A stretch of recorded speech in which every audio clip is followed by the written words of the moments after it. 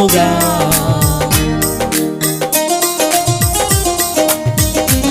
చప్పట్లు కొడుతూ ఉత్సాహంగా దేవుని స్థిరంగా. పైనున్న తండ్రి ఆకర్షిస్తూనే గాని ఎవడు తన యొద్దకు రాలేడని ప్రభు సెలవిచ్చారు. ఈనాడు మనల్ని దేవుడు ఆహ్వానించుకున్నారు కనుక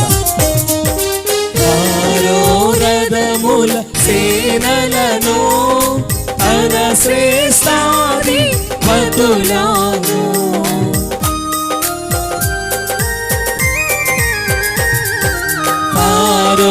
రథముల సేనలను తన శ్రేష్ఠాది పతులను